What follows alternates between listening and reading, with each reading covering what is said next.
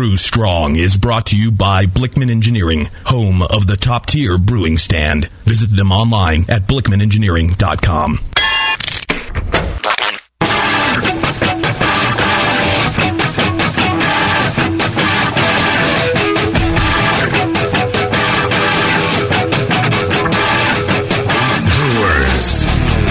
Time for the beer radio you've been looking for. This is the show that dispels myths, tackles the toughest topics, and makes no apologies for geeking out on beer. Hosted by two guys that drink before they think, Jamil and John Palmer. This is Brew Strong. Hey, howdy, hey, my brewing brothers and sisters. Greetings. It's good to have the Palmer back in the palm of my hand. Back in close proximity. I could reach over and touch you. Yeah. Which I'll do later on after I have a few more beers. More beers here from Device Brewing Company. We got Ken from Device Brewing Company here in the studio with us. I see. He's brought some beers for us. He's set up a nano-brewery in Sacramento, and we got to talking and outside here, and I realized that he's thought a lot about this, and he's gained a lot of experience. It's really fresh in his mind. The battle scars are still weeping. Still copious. Yeah, he's still in a very fragile state, and I thought this is the perfect time to bother him about talking about his experience, and I thought it'd be quite useful. A lot of our listeners, they all want to start up a brewery, and a lot of them are thinking, you know what, I get myself one of them Blickman systems, and I get a little warehouse space, and I'm off and running, and I'll do that while I have my regular job and my family and all that stuff. And so we brought somebody in to tell you about his experience doing that, so you can see what he's done right, what he's done wrong, what and what he thinks of the whole experience, and whether that's for you or not. And I think that versus you and I talking about it, neither one of us has done the nano thing. So I think it's such a hot topic that we wanted to kind of get somebody in who's get us back to our Going Pro shows and truly an expert. Yep, exactly. Well, and you know who's truly an expert? John Blickman. Absolutely. You read my mind. John Blickman, Blickman Engineering.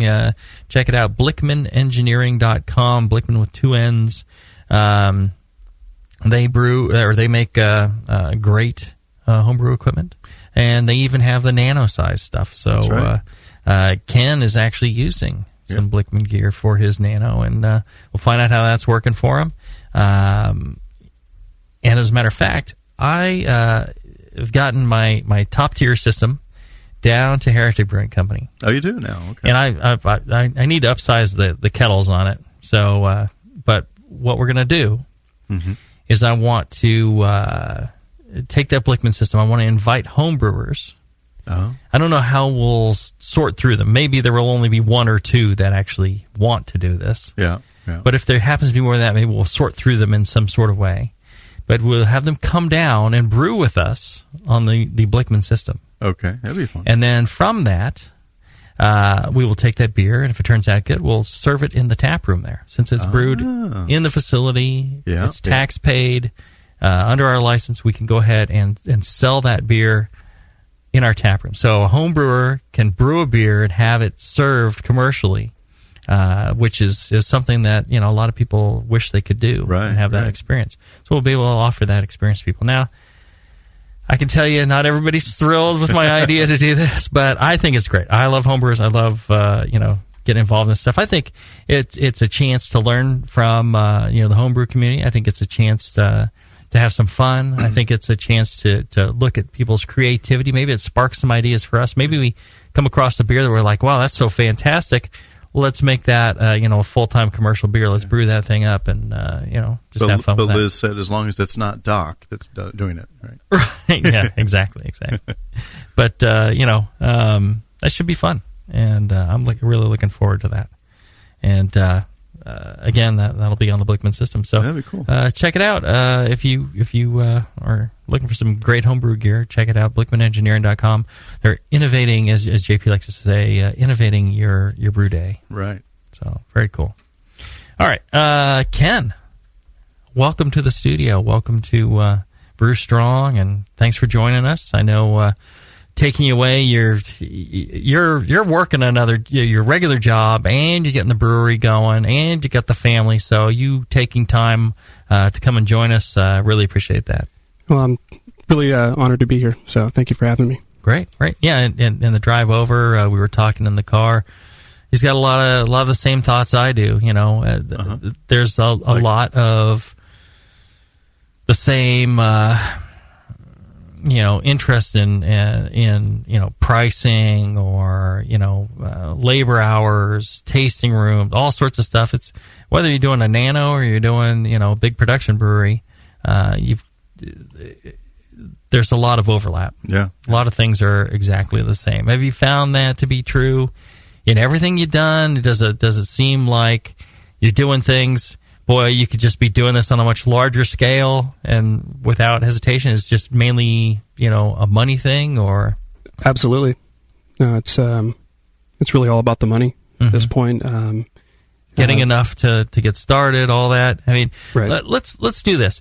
We want to do a series of shows with you, and I want the listeners to get the full rundown. And I think maybe the best way to do this is let's talk first this show about your whole thought process, your concept, how you kind of got to that point where you were putting money into it and you were rolling, all that stuff, dealing with your family, getting all those things. And then next show we'll talk about your actual implementation. The show after that we'll talk about kind of the aftermath and what you do different and things like that. Although feel free to jump in and explain what you do different now. Sure.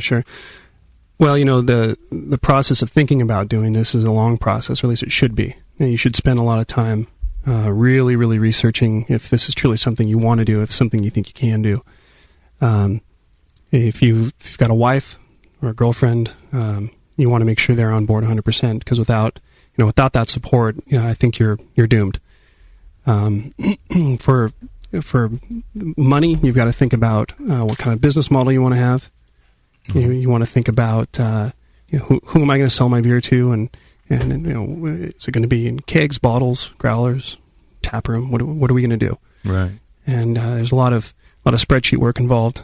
And if you're not good at spreadsheets, I would recommend doing a couple tutorials before you start putting together a business model of any kind. Yeah, the spreadsheet is your friend. I think no matter what size brewery you set up, if you're going to be running a brewery in any aspect, you better be spreadsheet savvy. A lot of times you're thinking about a process or a cost, or you're trying to analyze some aspect of your business. And for me, putting it all down into a spreadsheet, figuring out actually all the inputs, and then looking at the results and being able to manipulate that has been extremely helpful. I mean, that makes it possible for me to decide, does this make sense or not? What kind of costs do you put in your spreadsheet? For us, it depends on what I'm analyzing, but usually it's all the, cost of goods. Okay. Is a big one. And then, that helps me with pricing, on the ounce and things like that. It's like I'm trying to set tasting room pricing, and Ken and I were talking about that on the way down. It's like, how do you decide what's too much, what's too little? And one of the things I like to do is look at how much am I selling this beer for per ounce. Okay. Yeah. And that per ounce price is huge, because it really affects what the value the consumer's getting, and what you're netting out of something. And you can compare your various formats. It's like, especially nano brewing, I mean, a lot of times brewers will sell a keg of beer really cheap, and it's like their per ounce price that they're charging is almost nothing. But they're charging quite a bit more on their pint prices. Okay. Well, yeah. If you're doing a nano brew and you don't have kegs to be given away, right? Maybe you should be charging per pint prices on that, because you can only make so much beer. You really want to encourage people to drink it by the pint. Right. So have you found that, to be true in other aspects? I guess I really want to talk about, your initial startup. But have you found that to be true as far as, your worries about nano and supplying enough beer? Absolutely. It's a huge concern because, we've got a lot of people that want the beer, but we only have so much beer to offer. And so we have to be selective as to how many accounts we take on for kegs and even for some limited bottling as well. We need to be very careful to not overextend ourselves. And so, in the process of acquiring these, retail accounts that I've acquired, I've been very selective as to who I even approach because, at the end of the day, there's not going to be enough beer for everybody. Right. And so, my philosophy is simple. I will sell beer to people whose places I frequent or places I would go to. Because the way I look at it is, there's only so much beer to sell. So, why I can't go to every single bar in town and say, hey, buy my beer, because I'll run out before I can even deliver half of it. Now, you started out as a home brewer, right? Yes. How did you get into homebrewing? Well, my friend Justin Knight got me into homebrewing. I was living in San Diego, going to UC San Diego. I went there for my college education, and he. What did you study? I have a bachelor's and a master's in structural engineering. Okay. Bullcrap major. Yeah, except when you need to build something. Well, yeah, you took the easy way out, I guess. Yeah. Right. There's a lot of art classes in that, I'm assuming. Women's studies. Pottery. Yeah. Health class. It was the engineering background's actually been really helpful. I can imagine. Yeah, just the way of thinking when you're trying to set up a brewery, and it's not just equipment; it's everything else you need to do as far as how you approach all your paperwork, how you approach just business in general. I think having a way of structured thinking is extremely helpful. If you're bouncing around, it doesn't do you any good. All right, so you learned to homebrew when you're in school, UC San Diego. You got your degree. You moved up here, and you continued to homebrew. You were enjoying that. You're married? Yes, 13 years. Okay, and your wife was enjoying your homebrew as well? Does she like beer? She enjoys drinking it. Yeah? Okay. Yeah, she doesn't enjoy the guest bathroom taken over by dirty kettles. So how did you come up with the idea to open a brewery? And what was her response? Did she say, great, get your stinky brewing out of the house and there's more beer for me to drink, you're going to make money at this thing? Was she going in with rose-colored glasses? Or did you have to convince her? I had to convince her. And my stinky brew equipment's still at the house, and I still brew batches at the house. So, no, she wasn't on board at first. And to answer your first question, really I thought about doing this when I still lived in San Diego. And my friend Justin and I and my friend Dave, we were talking about it. We were talking about it seriously. And this is back, before a lot of the new breweries in San Diego were even heard of or opened.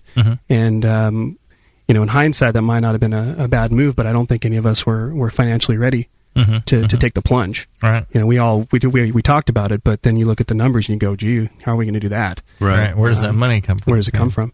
Now, when I pitched it to my wife, she was very skeptical. She said, well, I just don't know. It seems like a pretty risky venture, which it most certainly is. And, the more we really got that beer out there to other people, because typically, it was just our circle of friends, but I really tried to get the beer out to a lot of people to try this. And as the feedback continued to come in as, wow, you should really sell this. And as people started to give the positive feedback and the encouragement, she started to come around. And that was when I started putting together, a lot of these business models. Okay. And all and the spreadsheets, and then that way it's much easier. You sit over a couple of pints and you paint this picture of how great it's going to be, but it's really not until you can actually set them down in front of the computer, sober as a judge, and say, if we do this by this model, which of course is never true, it's a total load of crap. Yeah. But it convinces you that it's possible, right? Yeah. So once she turned the corner, she's been really behind me 100%. Huge. Okay. Well, let's take a short break. When we come back, we're going to hear more from Ken at Device Brewing about how he got his start right after this. When you hear Blickman Engineering, think innovation, passion, quality, and customer service. Blickman gear is designed by brewers to give you a sense of pride in your equipment. At Blickman, they know what makes brewing a pain and build gear that makes it fun. Like the intuitive beer gun, a completely different approach to filling bottles. The Therminator Wort Chiller, a new take on a plate chiller that's sized for flow, performance, and the high groundwater temps homebrewers face every day. The Brewmometer, a brilliant weldless thermometer design with brewing parameters right on the dial. The Autosparge, ultimate simplicity for preventing an overflow or running your mash tun dry. And much more, like the modular top-tier brewing stand, conical fermenters, and their Boilermaker brew pots. With more cutting-edge equipment coming soon, keep up with the latest from Blickman at blickmanengineering.com and stay on the cutting edge.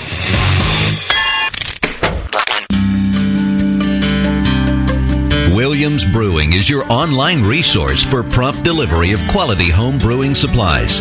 Since 1979, Williams Brewing has offered the finest equipment and freshest ingredients and the best customer service in the business. Cut hours off your brewing sessions by using one of our 11 varieties of famous Williams malt extract. Our Williams Belgian Pale Extract is mashed with pure Belgian two-row malt and a small percentage of Belgian wheat malt for an authentic Belgian character you just can't get from other extracts.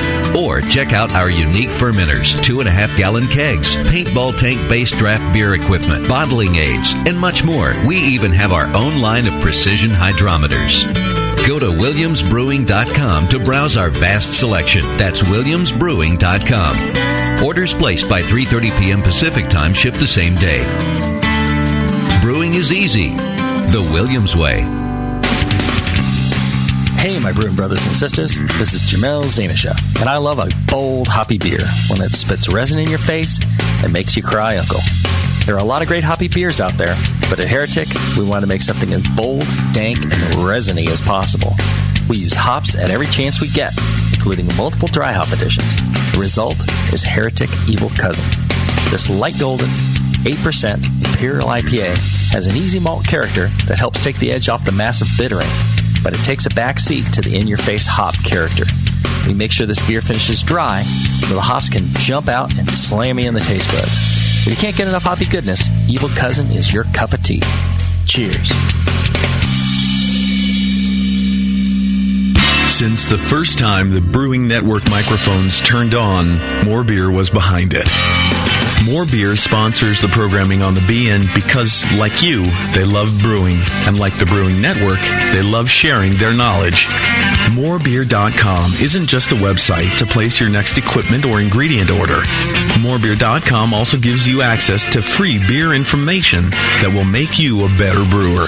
Go to morebeer.com and click into the Learning Center. You'll find podcasts, technical facts, video tutorials, and more, including access to The Buzz, More Beer's social network of more than 5,000 members. And some of them might even be crazier about beer than you are. Get over to morebeer.com today and take advantage of The Buzz, the forum, the Learning Center, and make sure you're signed up to receive the newest More Beer catalog.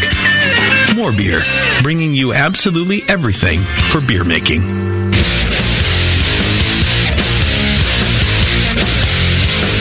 Back to the two guys that know how to turn beer into beer. This is Brew Strong. We're back. We're talking setting up your nano brewing with Ken from Device Brewing, the owner brewer of Device Brewing, and we're enjoying some of his beers. Start out with a really nice Russian Imperial Stout. I thought that was quite nice. We all enjoyed that. Very tasty. Yeah, as we were saying, kind of an American style. That is definitely the American Russian Imperial Stout. Yeah, some hop forward to it. Reminds me a lot of some of the Rogue beers with like Shakespeare Stout and things like that. I thought that was really good. And then we had the Pale Ale, which is got a nice, real spicy, kind of almost peppery hop character to it. Right. Which very nice as well. Now, what's your ABV on the Pale?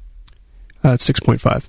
Okay, so it's a bit high, a bit out of the the pale ale category. IPA-ish. Yeah. I mean, the whole pale ale IPA used to be 6.2, 6%. Pale ale was like 4 to 5. Everything's just creeping up. So we did Cousin, like 8%. Oh, yeah. And I'm thinking, well, let's not call it Imperial anymore. Let's call it Double. And then we'll make another one at like 10% that we'll call Imperial. Because it's just like the whole definition of things is changing. I tell you. And doesn't Imperial have like a negative connotation to it now? You know, it's imperialist. You know, it's like not a good thing, right? No, not at all. It doesn't. Maybe in the beer world, yeah. Okay, I'm turning my mic off. Yeah. When I see Imperial, I tend to order that. Right. In the beer world, Imperial is the hot thing still. It means more alcohol. Yeah. It has nothing to do with, like, you know, being a fascist or imperialist nation. Yeah, that's what I was thinking. No. Yeah. Okay.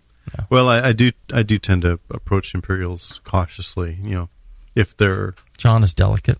Well, yes, I am.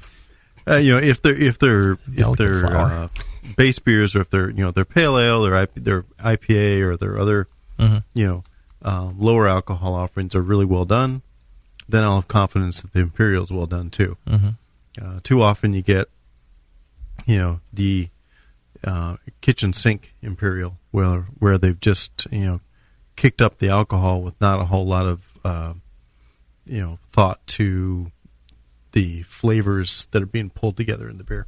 Mm-hmm. So it's easy to make a high strength beer. It's hard to make one well. Yes, I would agree.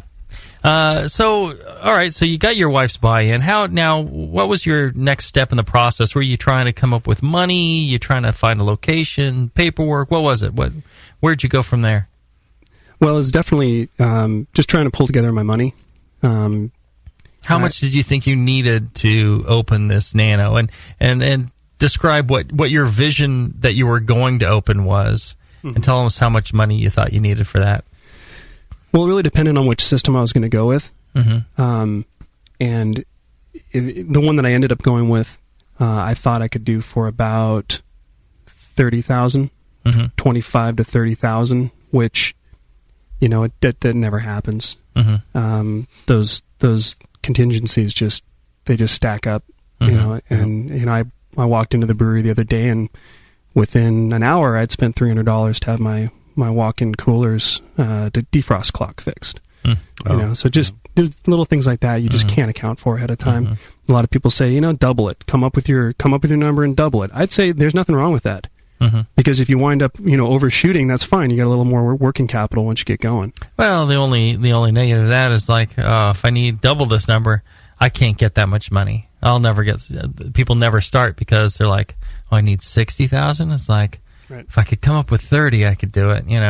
Right. But you end up just chronically underfunded if you don't plan ahead. Right.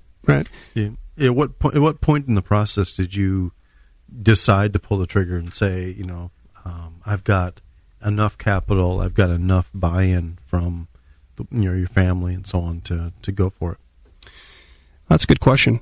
I got to think it had to be somewhere towards the end of last year is when I finally just said, okay, we're gonna move forward. We're gonna do this. And that was like 1 year, 2 years, 5 years in the process, or? Well, I've been dreaming about it for easily 5 years of just, boy, wouldn't it be nice? Wouldn't it be nice?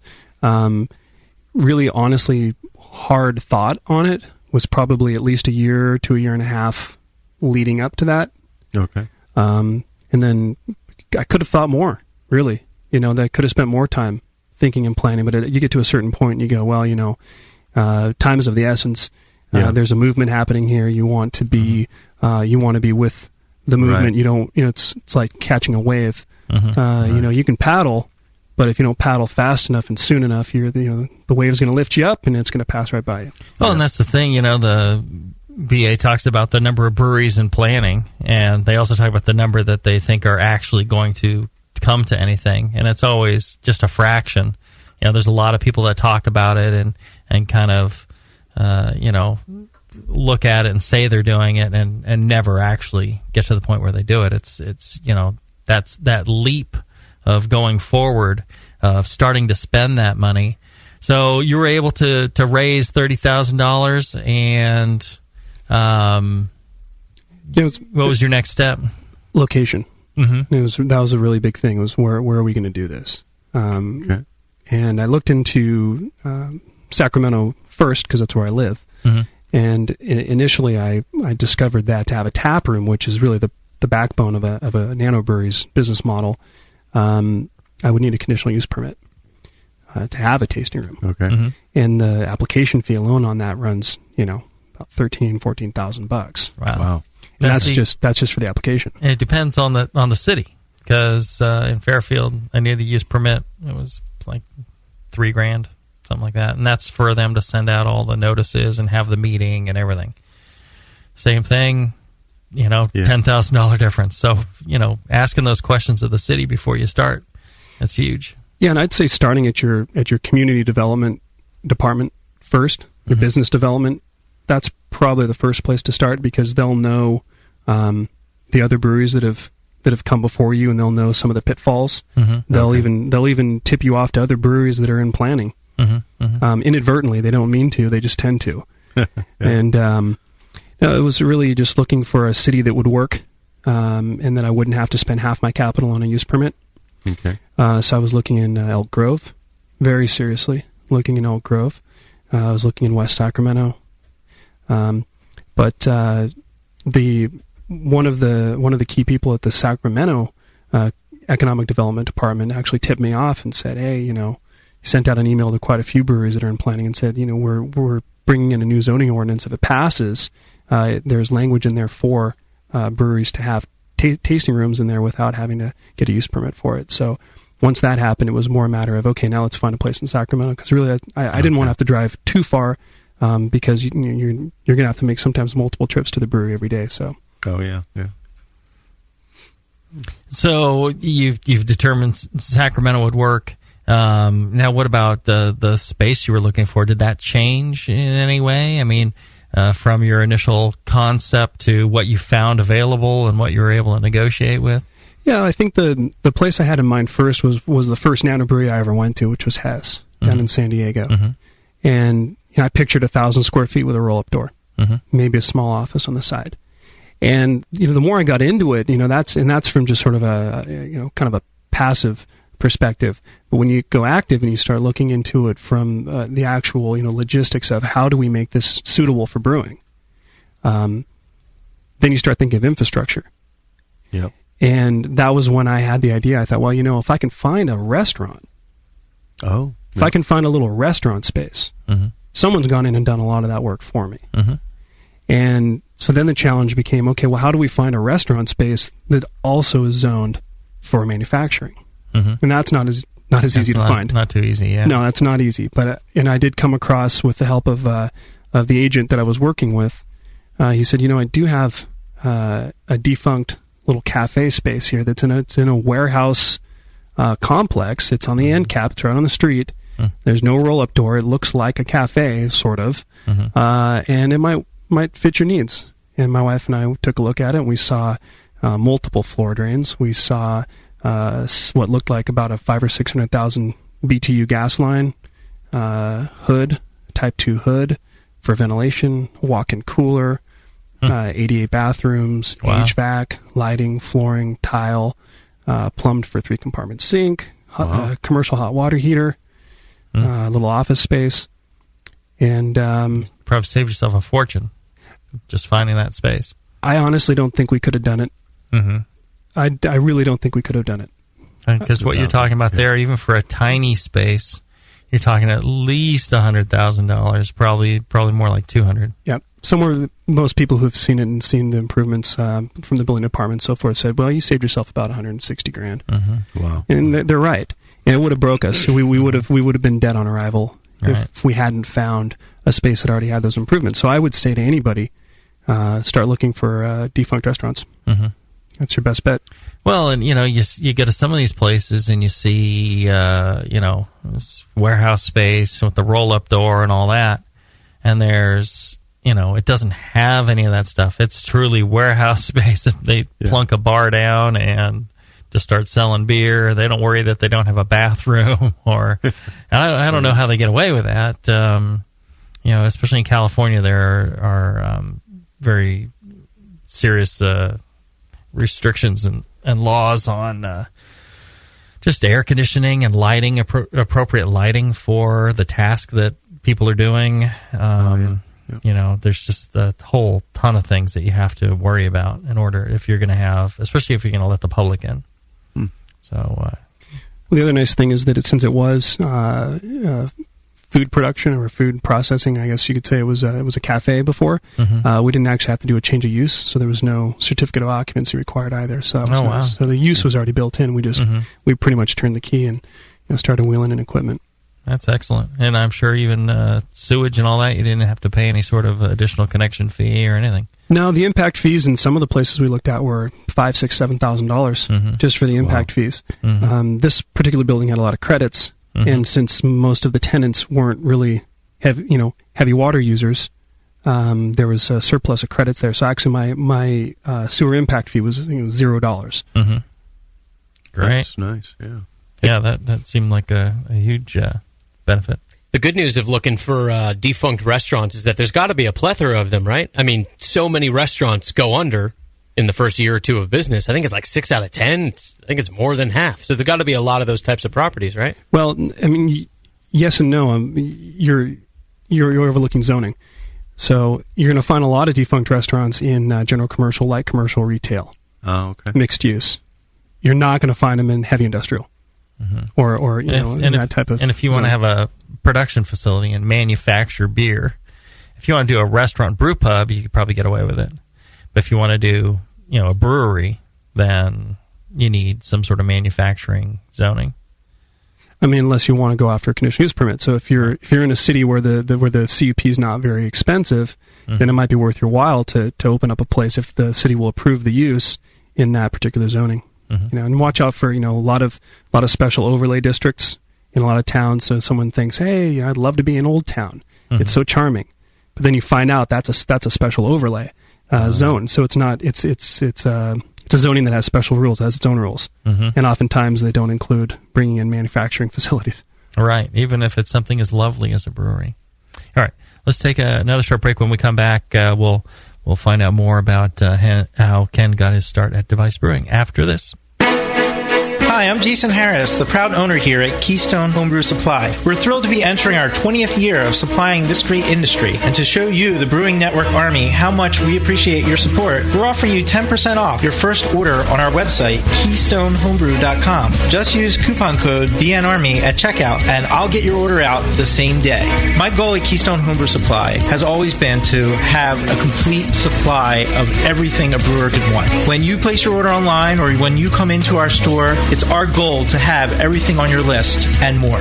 One aspect of KeystoneHomebrew.com that we're really excited about is the ability to fulfill customers' exact grain bills. Do you hate to wait? Keystone Homebrew Supply can get your precious yeast and hops to you within just one day if you live between Connecticut and Virginia, and within 2 days east of the Mississippi. KeystoneHomebrew.com. Coupon code BNARMY. I'm Jason Harris, and I approve this message.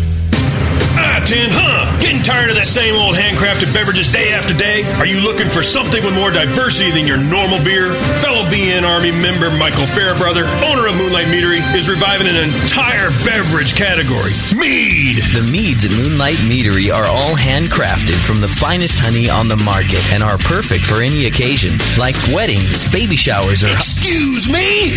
Mead is not your average girly drink, mister, and Moonlight meads can be enjoyed anytime, anywhere. Football games with the guys. Yeah. Barbecues with the guys. Yeah. Operating power tools with the guys. Yeah. Actually, sir, that's really dangerous. Good point, son. Next time you have something to celebrate or are just looking for a new tasting experience, pick up a bottle of mead from Moonlight Meadery. Now in 21 states, making over 60 varieties of mead from dry, semi-sweet to sweet. Break out of that craft beer lull. Grab a bottle of Moonlight mead. Can't find some? Then ask. No, make that demand some. Yeah!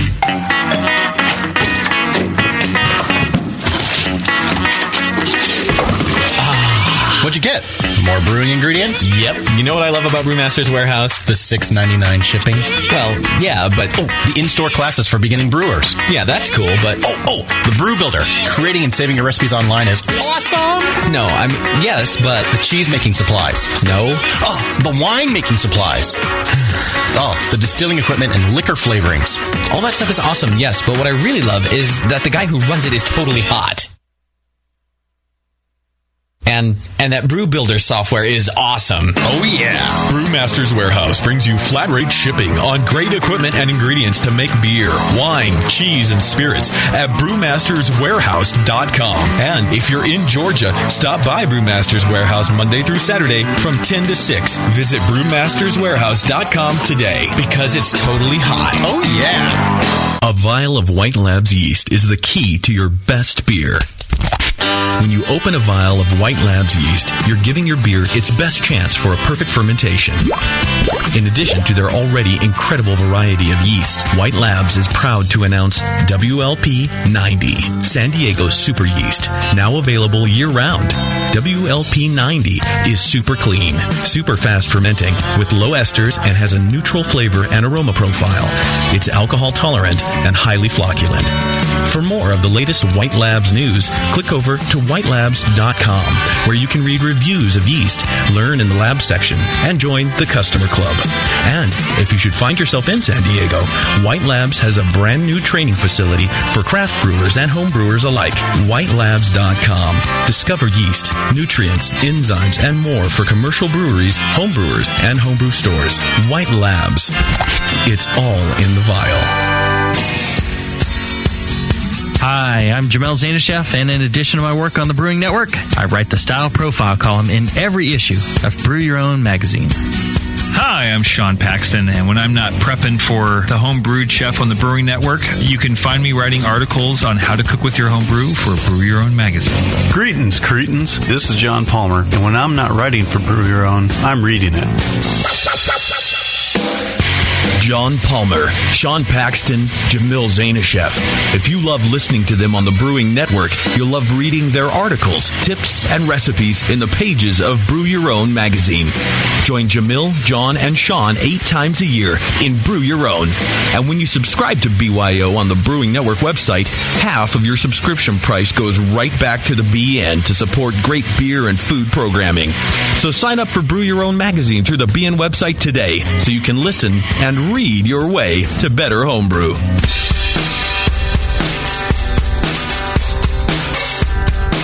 Back to your hosts, Jamil Zainasheff and John Palmer. Putting the testicles in technical. This is Brew Strong.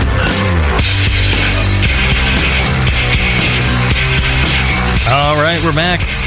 We're talking getting started on your nano. And so, Ken, what was your next step? We talked about working out with your spouse, kind of getting your plan together, finding a location. Now, where did you go from here? Well, once we thought we had a good location, it was a matter of taking that address to the planning department and meeting with them and saying, hey, this is what we want to do here. And then really actually going through the process of explaining to them what that really is. You say nano-brewery to most people, they kind of go, well, what is that? Is it like a microbrewery?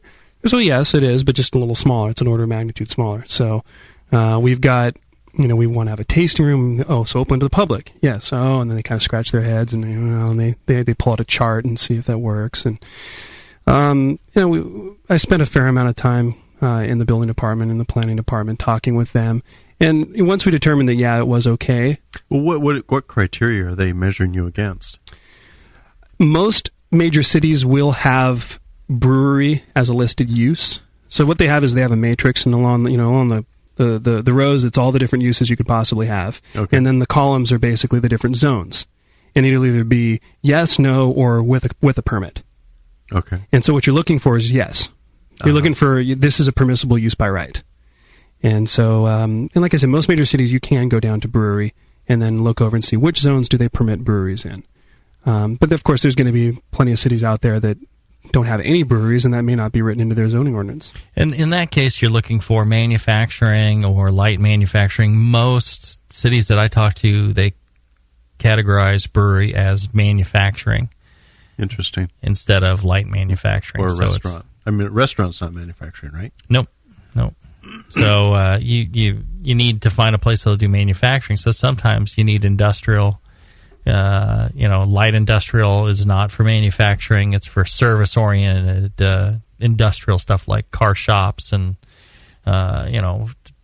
frame shops and things like that. And so you need to make sure that it fits in with the zoning. But again, you can always kind of get a conditional use permit from the city. You just need to find out what that cost is going to be. If you found a great building and it's everything you need and you're going to save, $150,000 in improvements, it might be worth spending, $5,000 or $10,000 on a use permit if that's, versus another building. And one thing that's worth mentioning is, it's negotiating your lease contingency period, which I did. I'd spent some time working as a commercial real estate agent, actually, before I went to engineering school. And so I've read a fair amount of commercial lease application or lease documents and lease agreements.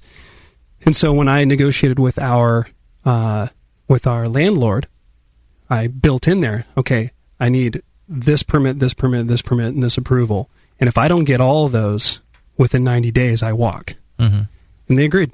Oh, okay. That's and so good to have, yeah. You build in a little, and most of them will if you, also like, in our case, we also said, it's this contingent on us getting, this use permit and getting approval from the ABC and, TTB. And they're like, well, they don't want to get tied up not being able to lease the place to somebody else. But then the city stepped in and said, they're going to get it. Don't worry. They're going to get their use permit. That's a no-brainer. They already have, they're already operating a brewery. So it was no big deal in that case. Okay. But you need to make sure, because you don't want to sit there with a lease and not be able to brew beer. What are you going to do with that space? Right. So you need to make sure that, I think we generally put in just general verbiage also that says that we'll be able to operate as a brewery. If there's any city, state, or federal denial of us operating as a brewery, then the lease is null and void. I suppose you could always turn it into a pet washing or something like that. Yeah, I'd rather just walk away from the lease. Yeah, there you go. Okay. I don't know. Poodles going through the whirlpool would be kind of funny, though. So you were able to find this building. You checked it out with the building department, and where did you go from there? Once we signed the lease, the flag had dropped, and it was time to go quickly. So the next step was putting together, and I actually started ahead of time, was putting together the TTB application package, which it's pretty lengthy.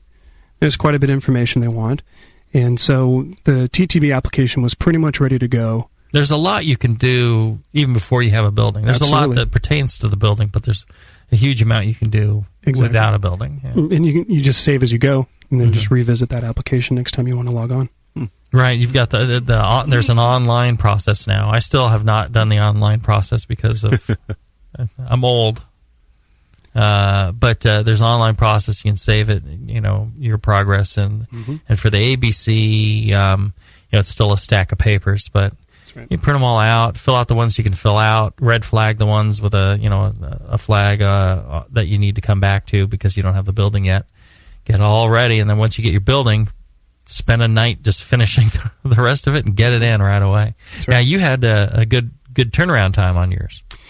Yeah, ours was remarkable. They told us it to be 113 days, so we were planning on that, and it was 33. Wow. The ABC took about 60 or so.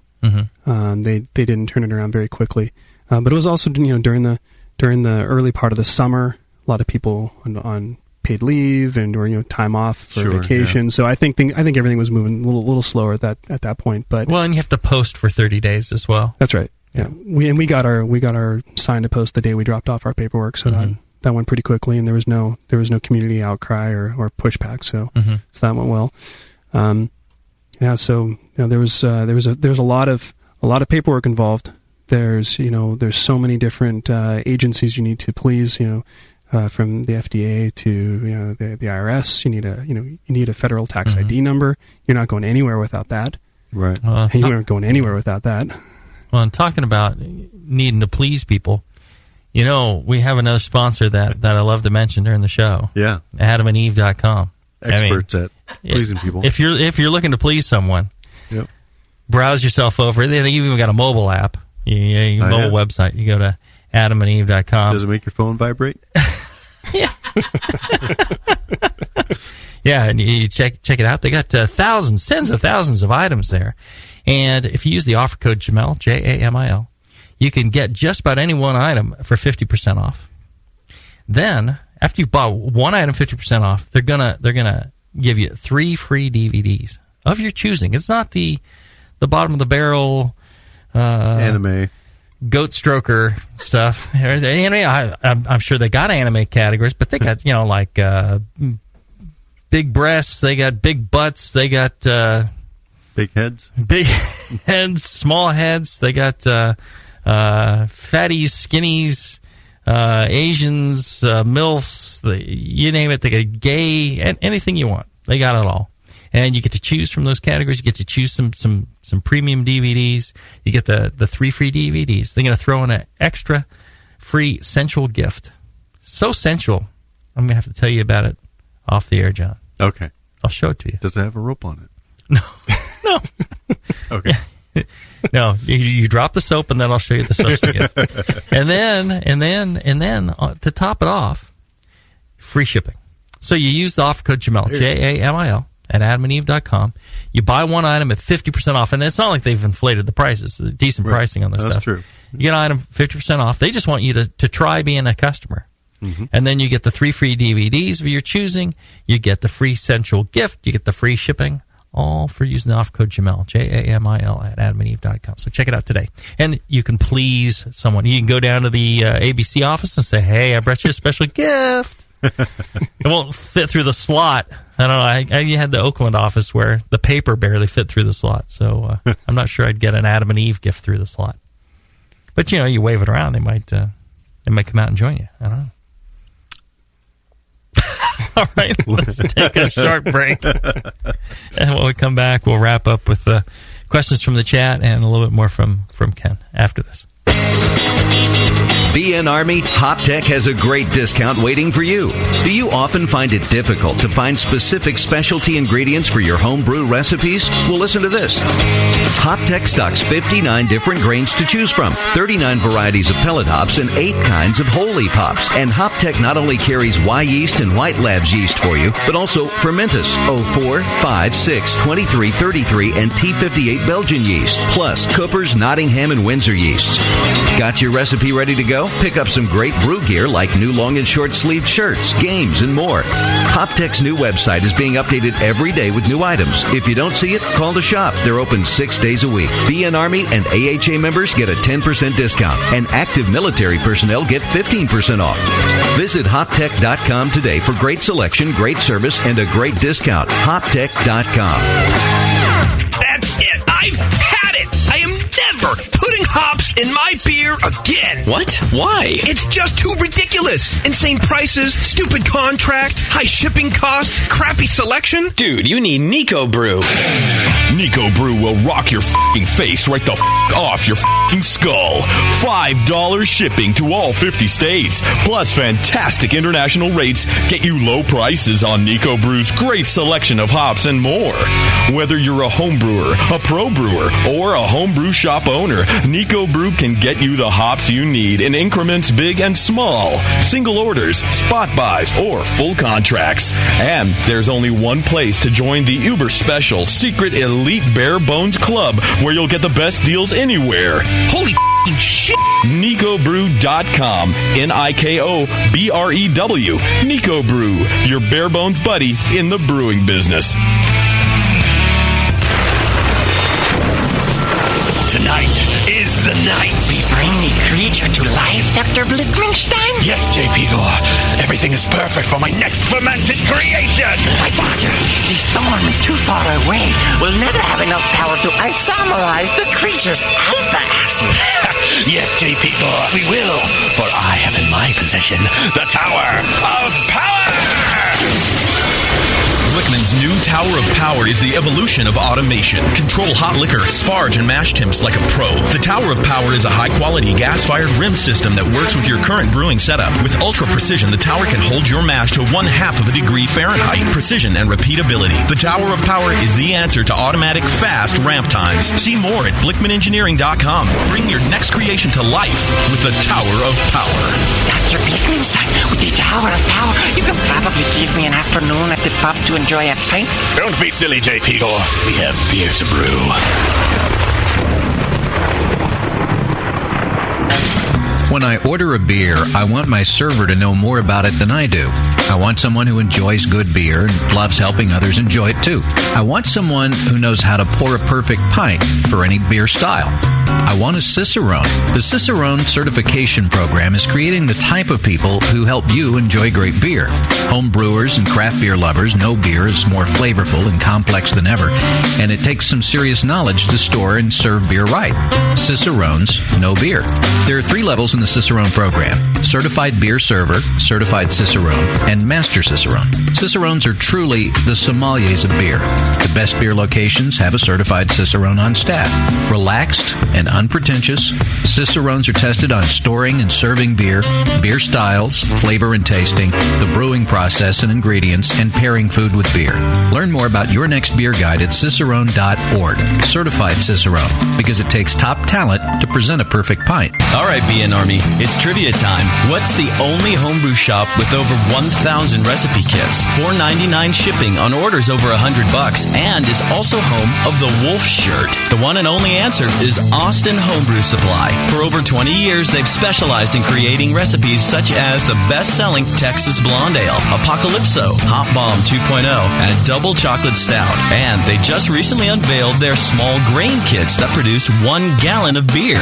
Visit AustinHomebrew.com to browse their extensive catalog of equipment and ingredients. They also have mini clone recipes of your favorite commercial beers. They're the exclusive retailer of BrewVent Yeast Fuel as well, Yeast Nutrient, and the all-new Bodybuilder. Follow Austin Homebrew Supply on Google Plus to participate in video hangouts on popular brewing topics. So visit AustinHomebrew.com today and make sure you sign up for their weekly email with news and specials. Austin Homebrew Supply, AustinHomebrew.com. Back to the beer guys that make other beer guys look like wine guys. Brew Strong. All right, we're back. We're enjoying the 3X IPA from Device Brewing. Ken brought with him. Yep. Quite very, nice. Very strong bitterness, but not overly resiny and not overly syrupy. Clean fermentation. It's really nice good. malt character. Yeah, you're making some nice beers. Thank you. I mean, sometimes, no offense to everybody else out there, but sometimes you talk to people that are just starting out and they're doing the nano thing and they've gone just from home brewing to nano brewing. They just weren't a great home brewer to start with. And their nano brew is even worse. And it's like, dude. But yours are really good. Yeah. I like these. I would drink pints of well, maybe one. Whatever lower alcohol beer you make. Yeah. This is 10.5. But then I am like John. I am weak. What is the lowest alcohol beer you make? Right now it's 6.5. The pale ale? Yes. See? But that's what the market wants. That's what the people are asking for. We brewed a 4.4% beer, and it's like the market isn't really interested. It's a great beer. GABF gold medal winner. People love it, but they're just like, I want to drink something with more alcohol. It's like, whatever. But you hear the beer geeks waxing poetic about the session beers, but the sort of general public wants the high stuff, huh? Right. Interesting. Exactly. So, I think, Ken's doing it right. If you're limited in your production capacity, you better brew things that people are willing to pay a premium for, and that's the higher alcohol beers, too. Yeah, people always ask, why are you only doing 4 beers? Well, just trying to keep it simple for now. Mm-hmm. I'm not trying to get cute. I'm brewing beers I like to drink. I'm brewing beers that are in demand, styles that are in demand. And when we can expand and we have more fermentation space and we've got it, we've got more production capacity, then absolutely would love to add 3 3, 4, 5 more beers. It'd be great. Sounds Cool. good. What kind of ceiling space do you have in your facility? That's a great question. The building is about 16 feet, but my facility is 10 feet because mine was a former restaurant. So I do have a drop ceiling with lighting and the HVAC and so forth. So it's an enclosure. But you could probably, at least on a section, pop that up to 16 feet? Absolutely. Yeah, give you a chance to put in some bigger fermenters. Absolutely. That's the idea. So what size is your brew plant now?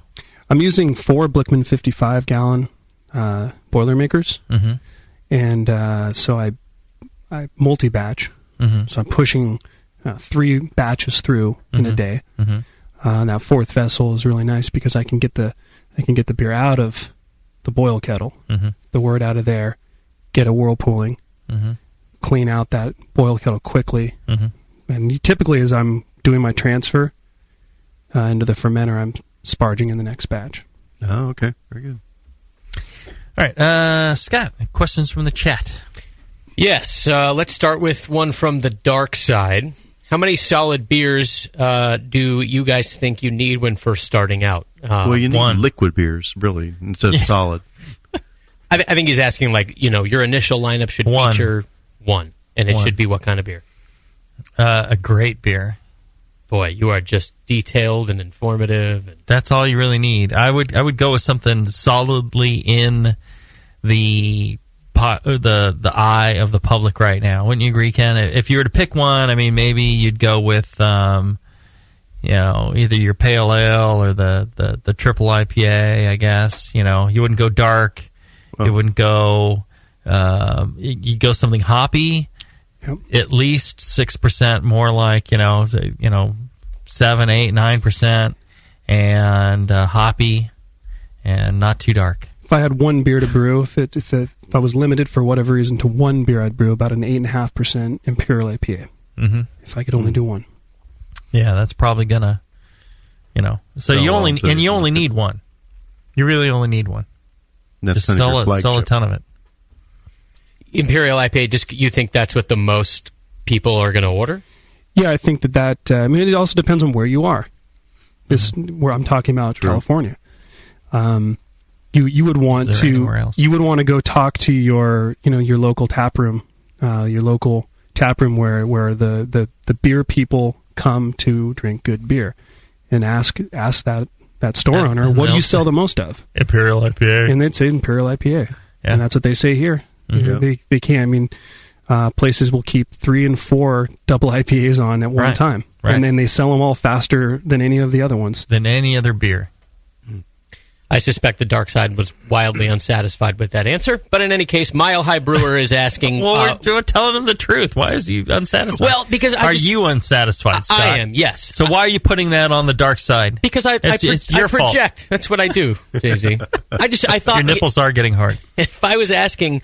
what I would expect someone to say, a porter and an IPA and a red. You know what I mean? I think he's asking what staples should I have on when I first open my doors. I guess wasn't the answer question. is how many solid. So in other words, how many good beers do I need to have? You think that's what he was asking? Yeah, how many beers? Period. At least one. One. You only need one. I mean, you can make a bunch of other beers if you want, but one is going to outsell all the rest. Yeah, you're going to have one flagship. That's going to be your main sales that you're going to devote, a couple of double-sized or triple-sized fermenters to that everybody's buying. Yes, but that doesn't mean it should be your only beer just because you have one beer that sells well. Not necessarily, but that wasn't the question. I'm sure he understands he could have other beers. His question was, how many do I really need? Okay. And he's calculating his number of fermenters and turns of fermenters and things like that. You only need one, especially when you're starting out. Build a name with a great beer and, get into all those places. And then you can go ahead and start, once you've got those accounts and they're like, hey, are you going to brew anything else? Then you can go ahead and, start up another beer, another brand, as we call it. Okay, fair enough. Mile High Brewer asks, does the TTB diagram of the brewery need to be exact? What if you decide to change equipment? Okay, so it does need to be exact. You need to file a new one, a change of notice, a new serial number on your notice if you change the equipment. If you change the space, you add a fermenter, you're supposed to file a new notice, all that stuff. And a lot of people don't. But, if they come out to check, I suppose you could get in trouble for not updating your notice. But they want to know everything about it. And it doesn't need to be, super precise, like this is, 10 feet and 2 inches over. They just need to know the placement of the equipment, the shell of the building they're most interested in, entrances, exits, proximity to other things and waterways, and then how many fermenters you're going to have, where they're located, things like that. How you're going to segregate out tax-paid and non-tax-paid beer. That's what they want to know. Those are the critical things. So they're interested in being able to monitor... Collect money. Yeah, collect money. So monitor the quantity of beer that you're producing. Right. So if you add in 3 more fermenters, they're kind of hidden. That's the kind of stuff they want to They're going to be like, yeah, you said you're only producing this amount of beer, and look at all these other fermenters. What's up with that? So I would, if you're constantly evolving, I'd say, maybe at least once a year you should look at how things compare to your original submitted document, and then if it's substantially changed, maybe go ahead and fill a new one out and send it in. You can. The good thing is you can continue operating while they're approving it, so it's not like you have to worry about being shut down or something. Being shut down. They'll be like, hey, yeah, thanks for letting us know. They'll stamp it. They'll send it back. Well, I would chime in and say that knowing AutoCAD has been really helpful because every time I've had to make a change to the plans with the building department, especially, I was able to go back and do that myself and not hire an architect or an engineer. And also, when the building department said you're going to have that stamped by a licensed professional engineer, I said, well, I think I might know one. So that helped. Now, I'm not telling everyone to go get a PE license first, but if you know an architect or an engineer, that'll help you. And if you know a general contractor, that'll also help. Right. Those people are critical, if you can't do it all yourself. And, as far as the drawing goes for the TTB and for the ABC, line drawing. I mean, ABC wants it on their form. You have to line draw it out by hand in pen for them on the form. What I was able to do is make it up in a graphics art program. Yeah, I did it in Pooh actually in a graphics art program, and then I just printed that as like a graphic, and then I took a PDF of their form and just inserted it into the PDF. That's what I did as well. Yep. And so you can change it, and then I submitted it in. And then by the time the guy got out there to take a look at the building, everything was a completely different layout. And he's like, so explain to me what I'm looking at on this diagram and how that matches what I'm looking at here. And I'm like, well, this got moved over here and that got moved over there. He's like, oh, okay. He goes, do me a favor, just make up a new one of these and mail it in, and we'll approve it. And he's like, just make sure you get a new one in. That's correct. Yeah, it was just, things moved around a little bit. And they're like, yeah, whatever. Yeah, the goat pen went over that side of the room. That's right. Closer to my office, so I have my intimate moments. I don't have to go very far. Let's do one last quick one. Another one from Mile High Brewer. He asks, is there a rule of thumb as to how many beers you should have in your portfolio for a given capacity? So if you have like a 7-barrel system, you should have 4 styles or whatever. Is there a rule of thumb for that? I've never heard of that, but I would say that the smaller your brewery, the easier it is to have a more diverse range of styles, because your pitch of yeast costs less, so you can just go ahead and start up something new. And your cost of fermenters tends to be less. When you get up to where we're at, and we're 120-barrel fermenters and a 35-barrel brew plant, starting up a new style, especially if it's a different yeast, in order to run a yeast and make a pitch of yeast worthwhile, I have to run it for at least 20 pitches. So I need a whole set of tanks just for that strain of yeast. So I need 4 tanks for that. Whereas, on a small enough scale, yeah, you do up a starter on your stir plate from a smack pack or a vial of White Labs and toss it in there. You're good to go, and then you can, dump that yeast and start a new yeast. So. What would happen if you did less than 20 runs on that yeast, if you decided after just a couple? It just costs too much. I mean, I'm paying $1,700 for a pitch of yeast, so I need to get like 15 runs out of it to kind of make the cost per barrel reasonable. I mean, as it is on a 30-barrel batch, that's adding $1 per keg, a lot of times, or $1 per barrel. All right, there you go. Thanks, chat room, for the questions. There you go. Good show. Ken's sticking around with us, and we're going to do another show right after this. He's going to get into kind of the nitty-gritty about getting set up and the equipment and all that other stuff, and should be fascinating. Like I said, I've been talking to him about this, and it's been really good. If you enjoy this, make sure to check out our fine sponsors. Check out BlickmanEngineering.com, Blickman with 2 N's, and check out AdamandEve.com for all those things to please other people. Quite the buzz about them. Right. If you want the buzz, yes, I think they sell that too. And check out the Brewing Network store, thebrewingnetwork.com. They got all sorts of goodies there. You buy that stuff, it goes to the bottom line of the Brewing Network and keeps shows like this on the air so you can continue to enjoy it. So check them all out. Till then, brew strong, everybody. Brew strong.